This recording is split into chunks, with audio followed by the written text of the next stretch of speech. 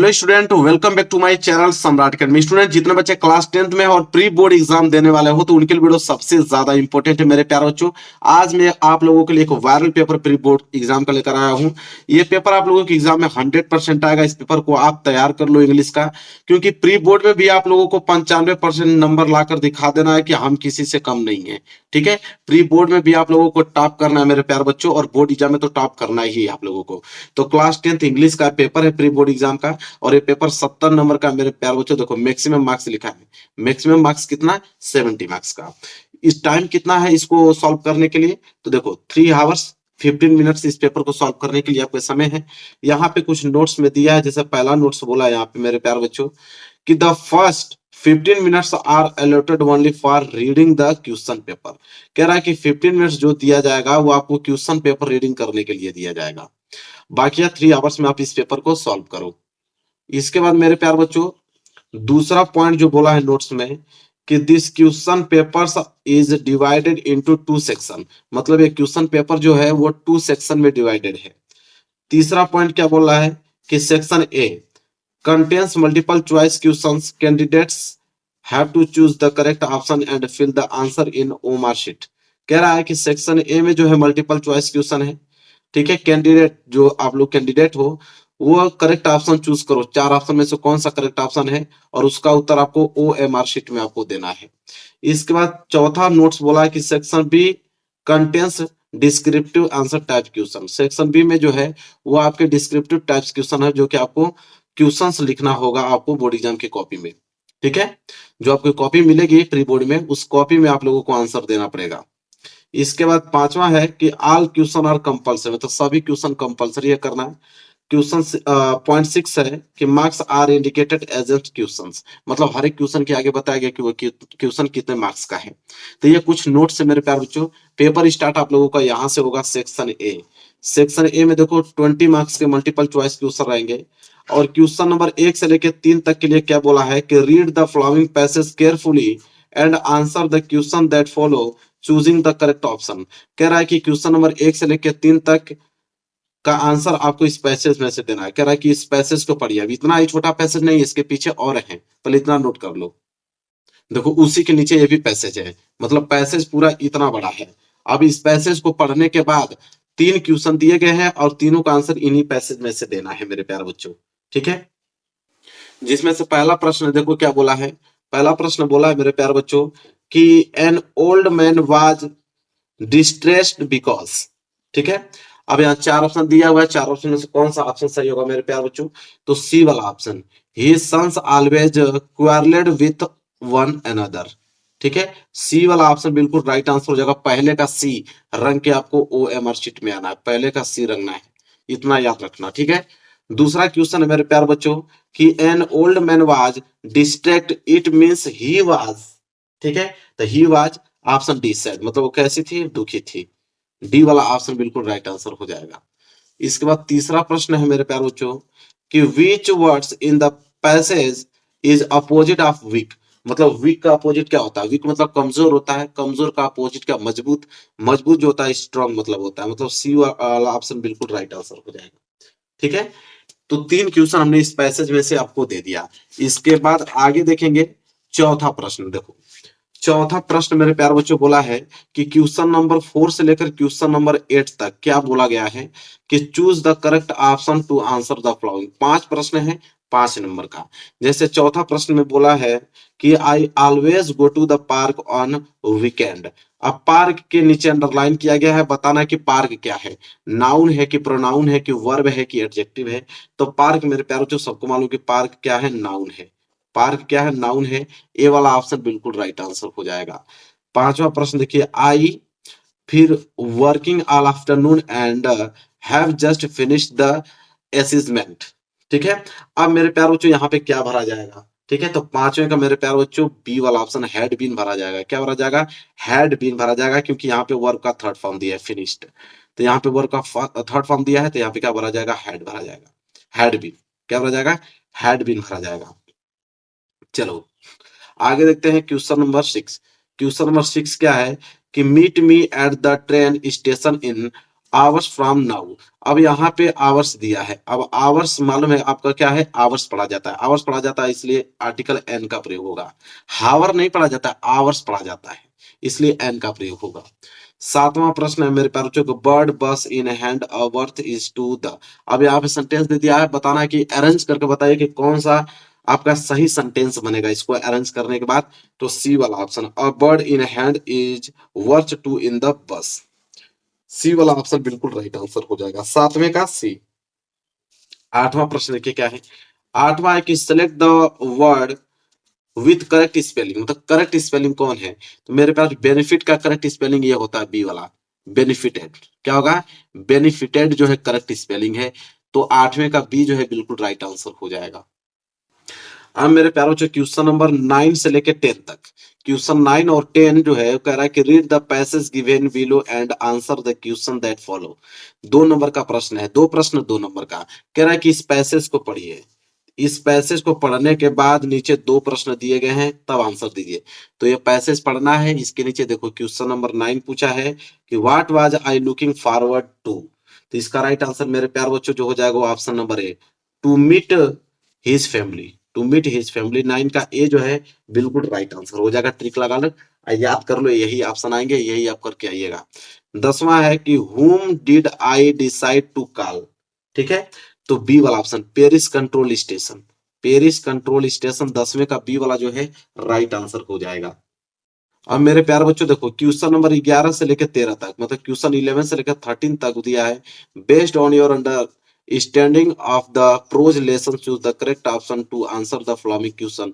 3 प्रश्न 3 नंबर का है। जैसे इसमें बोला 11वां प्रश्न मेरे प्यारे बच्चों, Lencho predicted the rain by looking eight. अगर आप चैप्टर पढ़े होगे तो आपको तुरंत आंसर मालूम चल जाएगा कि Lencho predicted the rain by looking at, तो ऑप्शन डी जो है बिल्कुल राइट आंसर हो जाएगा कि the cloud in the north east, the cloud in the north east, D वाला ऑप्शन बिल्कुल राइट आंसर हो जाएगा। वहीं 12वां प्रश्न देखिए क्या है कि Anne Frank's birthday was not celebrated because. तो Anne Frank birthday was not celebrated because, ठीक है, तो क्यों नहीं वो अपना बर्थडे सेलिब्रेट की, क्यों ऐसा किया, ठीक है, क्यों अपना बर्थडे उन्होंने सेलिब्रेट नहीं किया। तो आप ऑप्शन सी बिल्कुल राइट आंसर होगा, सी नहीं डी वाला, क्योंकि उसके ग्रैंड मदर बीमार थी ना, इसलिए क्या होगा, her grandmother fell ill, D वाला ऑप्शन जो है बिल्कुल राइट आंसर हो जाएगा। 13वां प्रश्न देखिए मेरे प्यारे बच्चों, the kinds of freedom the author wanted of his people was.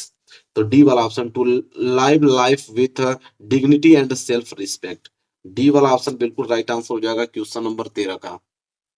देखिए क्वेश्चन नंबर 14 से लेके 15 तक, क्वेश्चन नंबर 14 और 15 क्या बोला है कि read the following extract and answer the question that follow.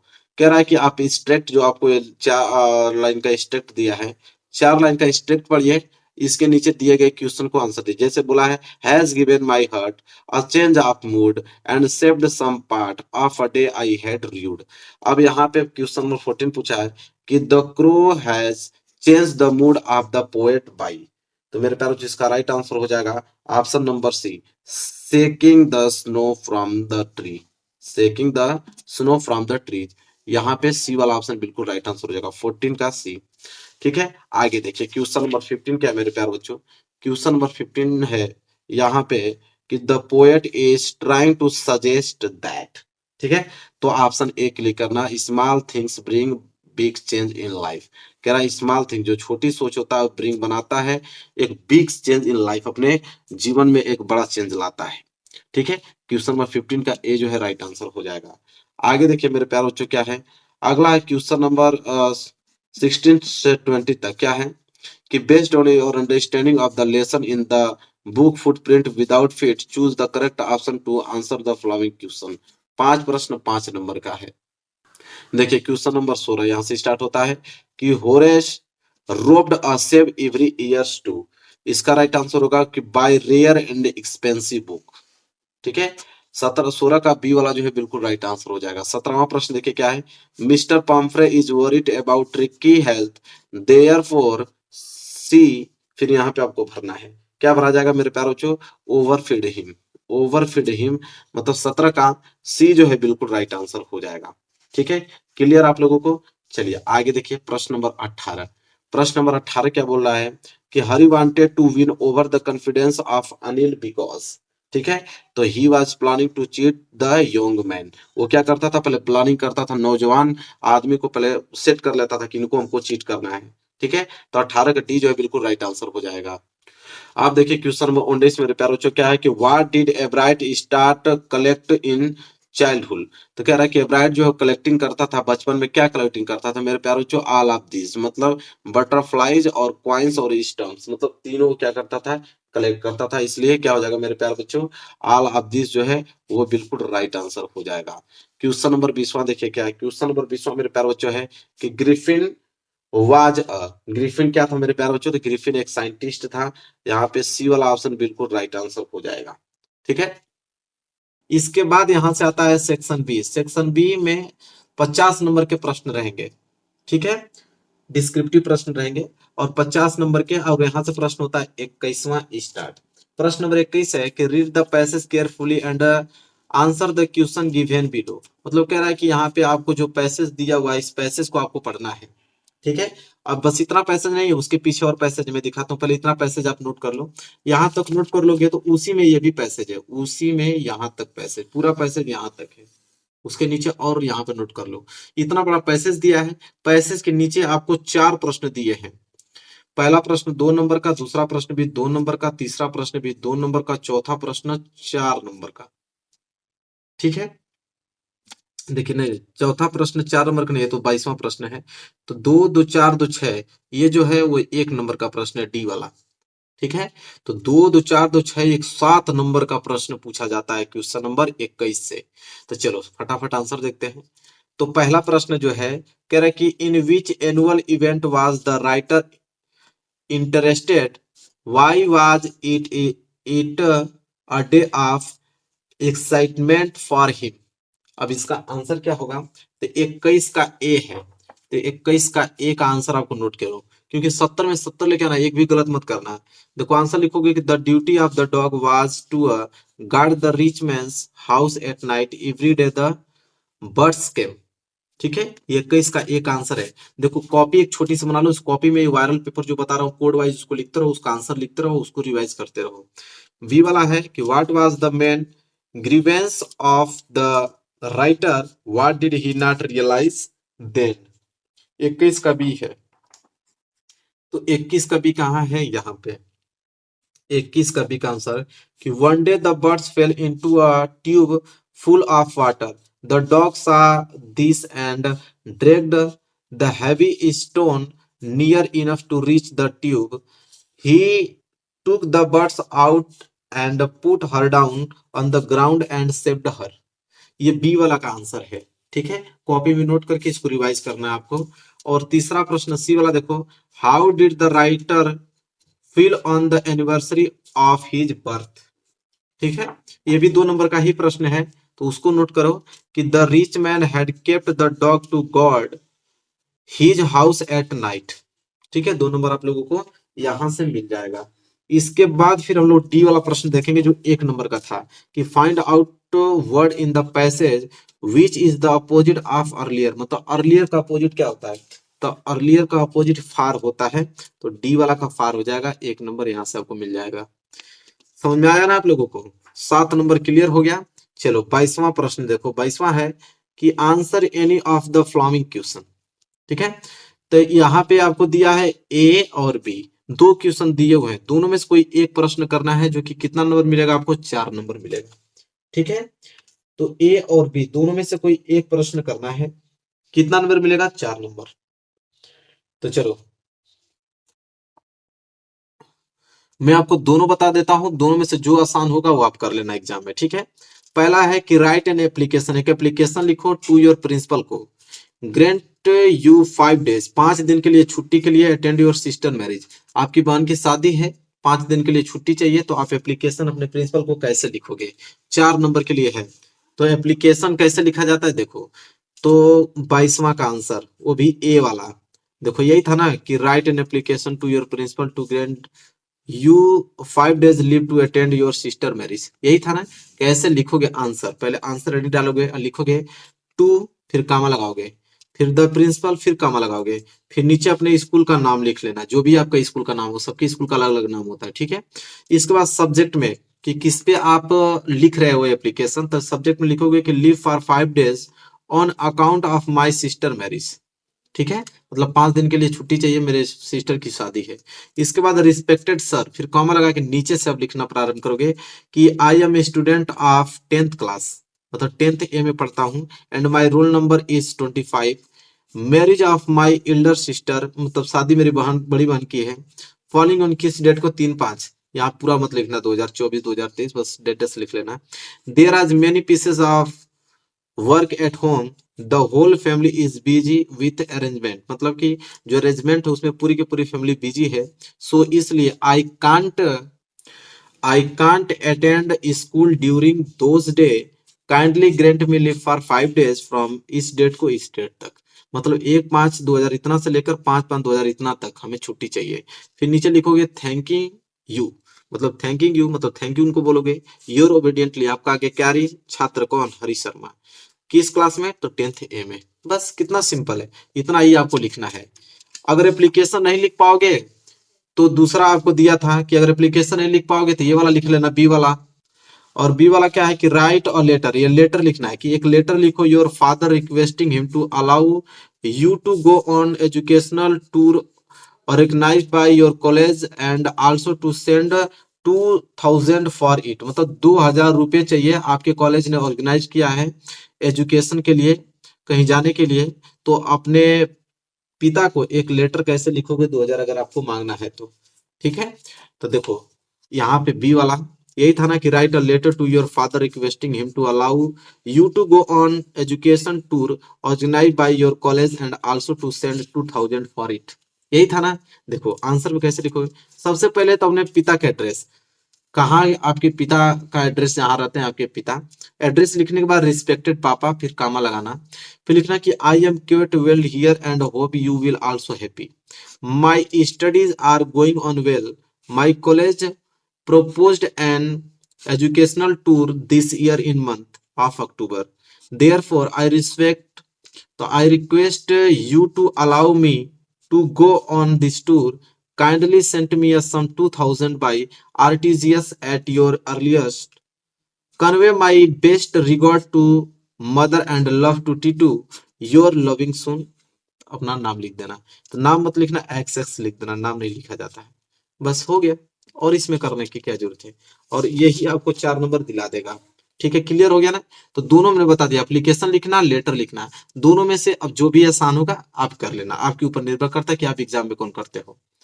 इसके बाद 23वां प्रश्न देखो कि answer any of the following in about 80 to 100 word, मतलब 80 से लेकर 100 वर्ड तक लिखना है, ठीक है। 6 नंबर मिलेगा।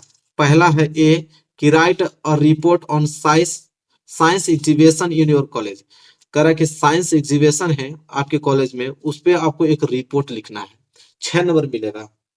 अगर ये नहीं लिख पाते हो तो एक ऑप्शन और आपको दिया हुआ है यहाँ पे, और उसमें एक चोर बोला है कि साइंस एग्जीबिशन लिखोगे रिपोर्ट, तो उसमें हिंट आपको दिया है कि डेट होना चाहिए, इनॉग्रेशन होना चाहिए, मॉडल्स होना चाहिए, एग्जिबिटेड होना चाहिए, gathering overall impression and experience, मतलब ये सारी चीजें उसमें होना चाहिए।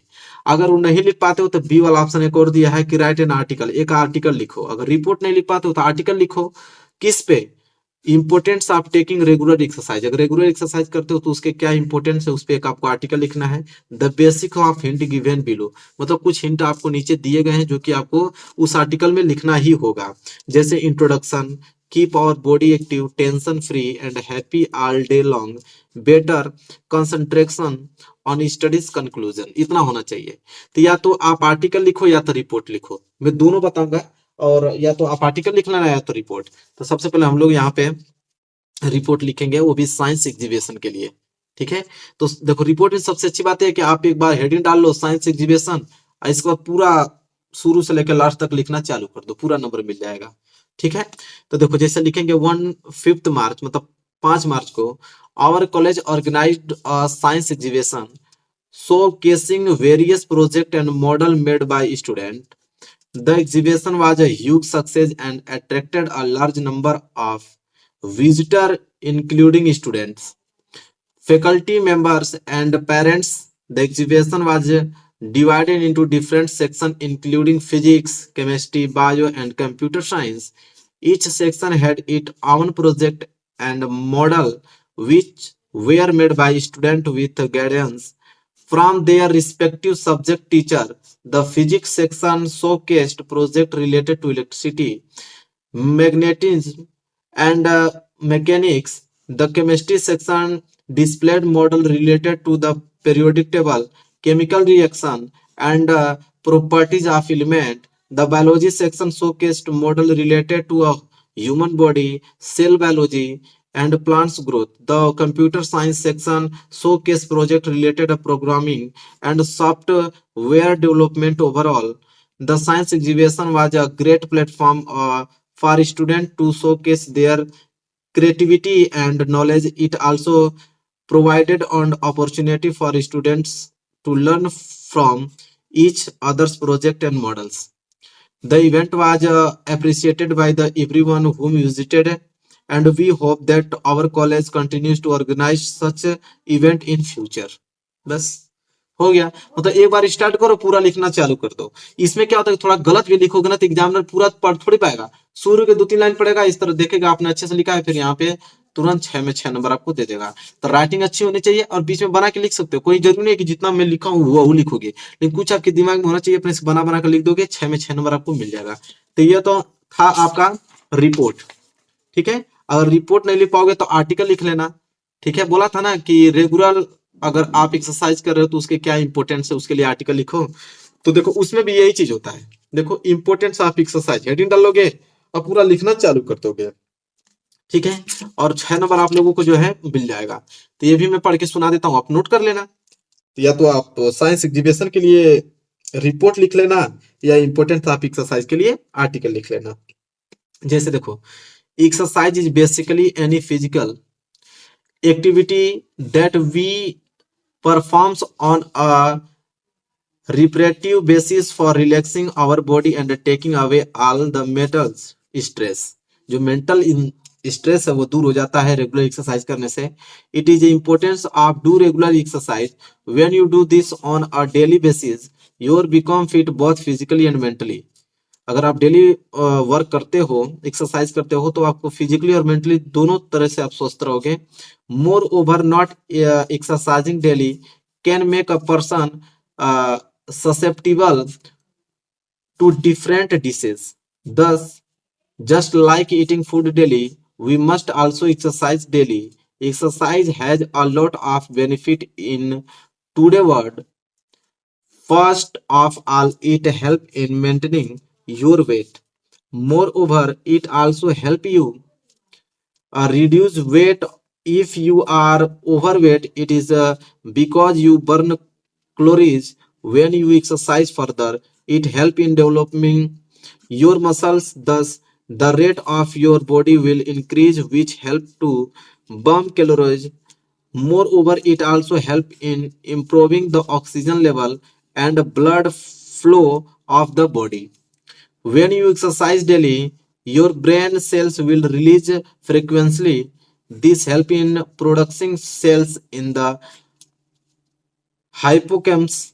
Moreover, it is the eye part of the brain which helps to learn and control memory. The concentration level in your body will improve, which will ultimately lower and danger of disease like Alzheimer. In addition, you can also reduce and stress on your heart through exercise.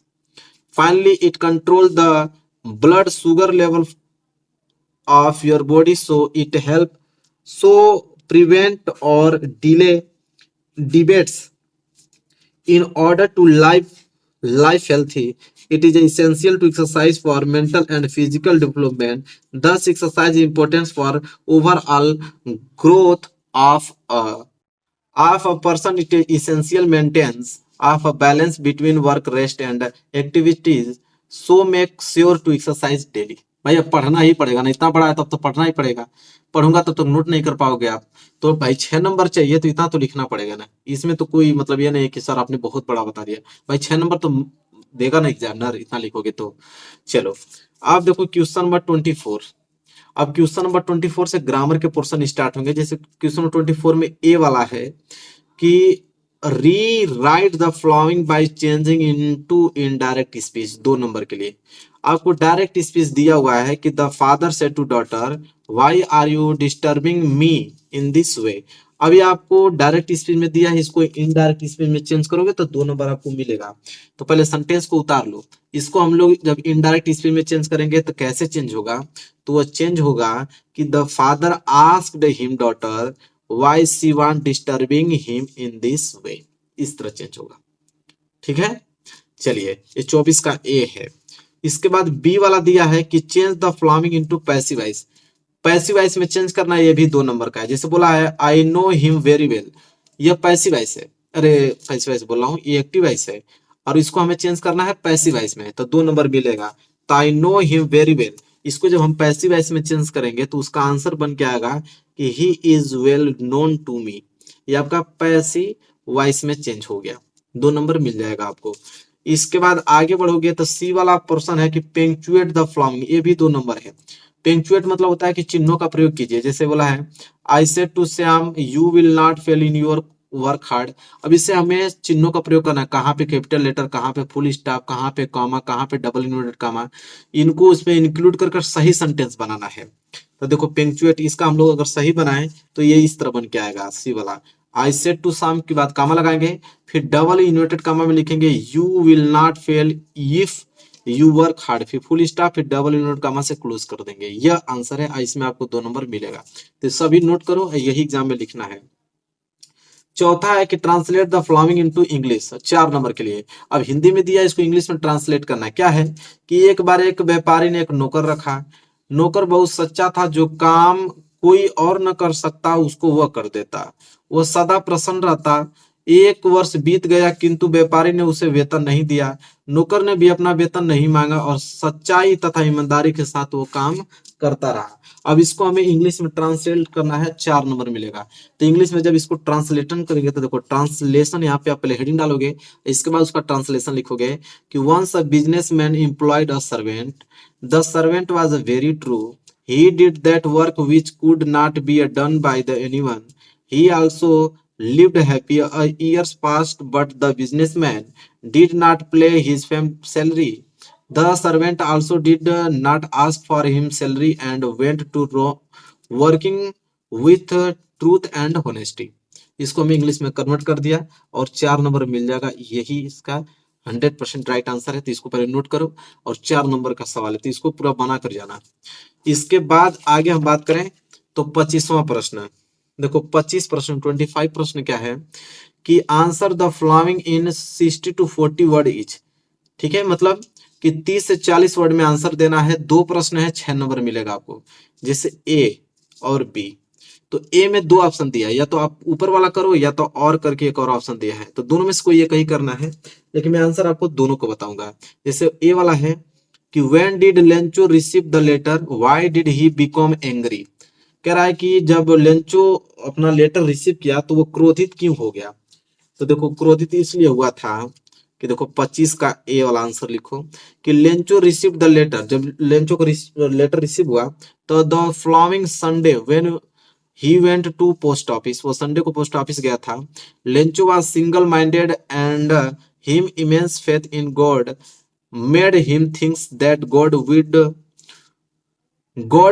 give him the 100 pieces he had asked from him। कह रहा कि जब मैंने post office गया था Sunday को तो मैंने गॉड को एक पत्र लिखा था, मैंने उनसे 100 पीसेज मांगा था, लेकिन one saying that he had only received 70 pieces, लेकिन उन्होंने मुझे सिर्फ 70 पीसेज दिया है। He thought that he employees of the post office had stolen the rest of money, मतलब कि जो पोस्ट ऑफिस के कर्मचारी हैं वो उन्होंने मेरे पैसे को चुरा लिया है। दिस मेड लेंचो एंग्री, इसलिए जो लेंचो था वो एंग्री हो गया। ठीक है, अगर ये प्रश्न नहीं कर पाते तो और करके एक प्रश्न और दिया है ये वाला कि what does Mandela thanks the international leader for. ठीक है, अब इनका आंसर लिखना है, तो इसका आंसर देखो और करके लिखा हुआ है ना यहाँ पे कि Mandela felt privileged to the host to the nation of the world because not too long ago the South African were considered outlaw. He thus thanked all international leader for living. उसके नीचे अभी और लिखना है, living तक लिख लिया ना, लिविंग के बाद लिखना come to witness his investiture as president since this event could be considered as a common victory for justice, peace and human dignity. ठीक है, अब इसका आंसर हुआ। इसके बाद देखो बी वाला यहाँ कि why does any want to keep a diary, करा कि any want जो थे any क्यों रखना चाहता था अपना डायरी। ठीक है, तो इसका आंसर देखो, अगर ये नहीं आएगा तो अथवा करके करह दिया हुआ, पहले इसको देख लेते हैं। तो लिखेंगे हम लोग कि Anne want to keep diary she did not have a friend. ठीक है, ये इसका राइट आंसर होगा, Anne want to keep diary as she did not have friend. इसके बाद और वाला, अगर ये वाला नहीं कर पाओगे क्वेश्चन में तो और करके नीचे दिया था ना कि why did young seagull not want to fly with his parents. तो इसका आंसर लिख लेना, दोनों में इसको ये कहीं लिखना है। तो इसका आंसर देखो कितना बड़ा है, अच्छा यही होगा कि आप ऊपर वाला ही लिख लेना। इसका आंसर है कि the pilot came across huge storm cloud, he could neither go above them nor go around them due to back of fuel, then see a black plane without light on wings flying near his plane, its pilot waved and signaled to follow him. The author did not have much choice but to follow them. तो ये बड़ा वाला है, ये छोटा, हमको तो यही कर लोगे तो बहुत आसान होगा। ठीक है, ऊपर वाला ही कर लेना। अब देखो 26 है कि answer any of the following in about 60 word. 60 word में आंसर लेना है, एक ए है एक बी, तो दोनों में से कोई एक ही करना है, लेकिन मैं दोनों को बताऊंगा। जैसे ए वाला है कि what was the writer say about Coorg and it's people, 4 number के लिए है। ठीक है, तो चलिए इसका आंसर देखते हैं। 26 का ए, तो देखो लिखा है ना यहाँ पे कि 26 का ए का आंसर लिखोगे कि the writer said that the people of Coorg are independent and brave, they are of Greek और Arabic descent. According to a story, a part of Alexander army did not return and was settled there. The Kurg regiment is one of the most decorated in the Indian army. The author also talked and explained about the dress that they wear, just like the Arab. Non-Khufia Kurg is proud race, the proud race of martial men and women. They have a tradition of hospitality. They enjoy recounting numerous tales of valor of their sons and fathers. ठीक है, वो उसका answer होगा। इसके बाद वो नहीं कर पाओगे तो बी वाला दिया है, या ए नहीं कर पाओगे तो बी वाला कर लेना कि give a brief sketch of any friends highlighting the contradiction and conflict the faced in her short life. इसको कर लेना, ये भी 4 नंबर का है, तो दोनों में से कोई एक ही करना है, दोनों नहीं करना है। तो देखो बी वाला answer, Anne Frank was a very sensitive sharp and mature girls of 13 actually unpleasant circumstance she was living in made her mature and wise beyond her years. Being a few, she was, उसमें लिखोगे she was constantly hunted by a Nazi. She was living the terrible time.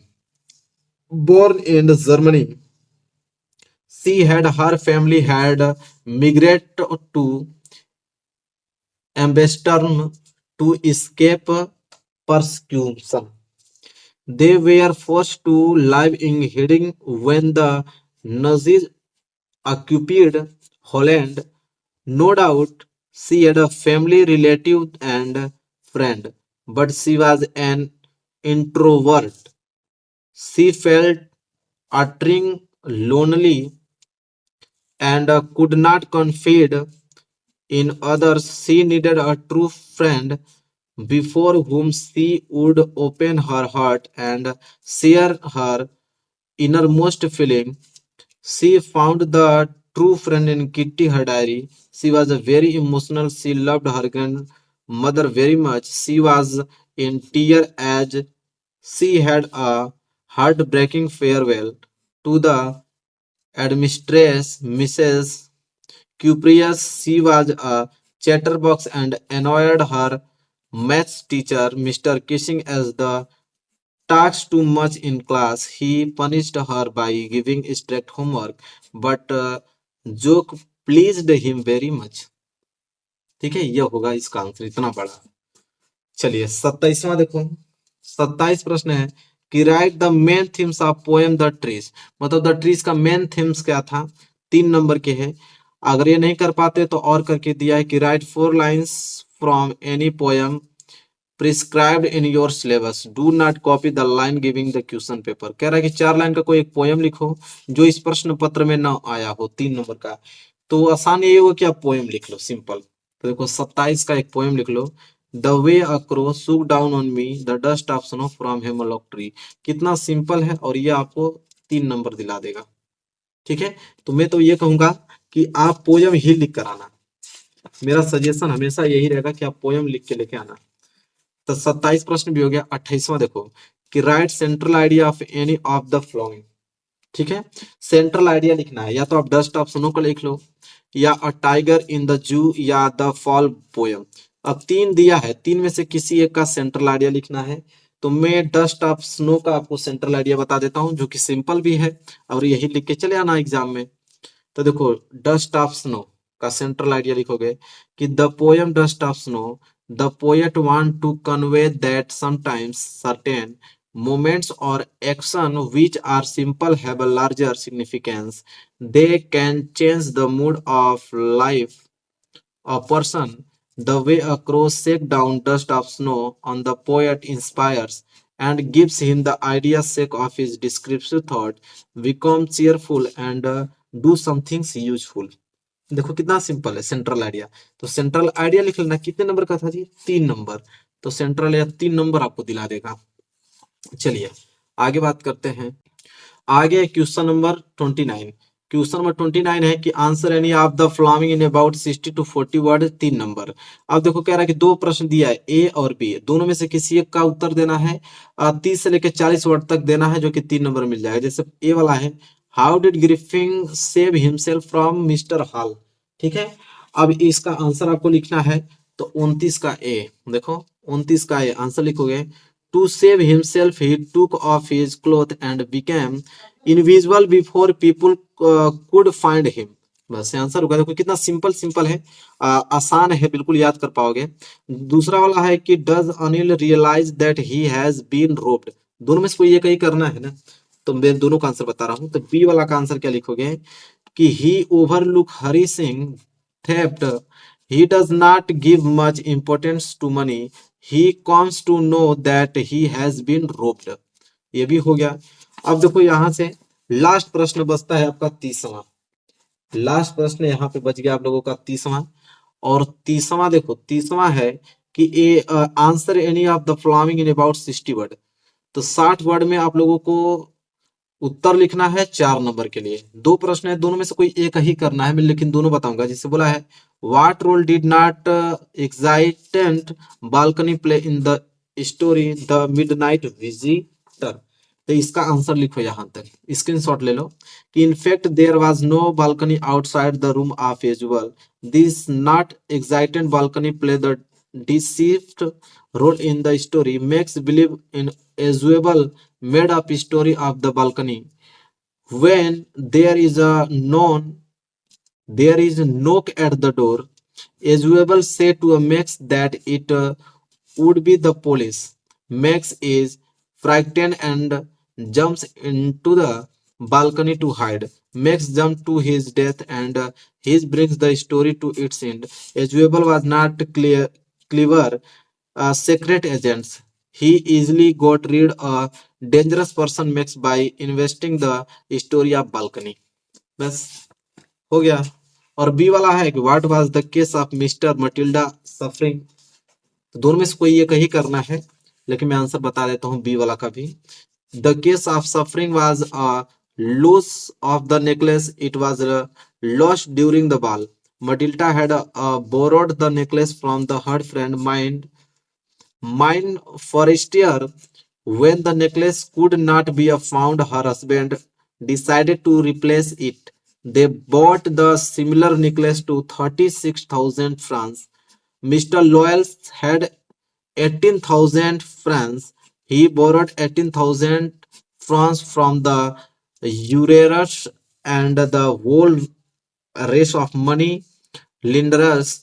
It took them 10 years to pay the debt. They had to save every sou. Matilda was a very pretty woman. She was dreamy and OV ambitions.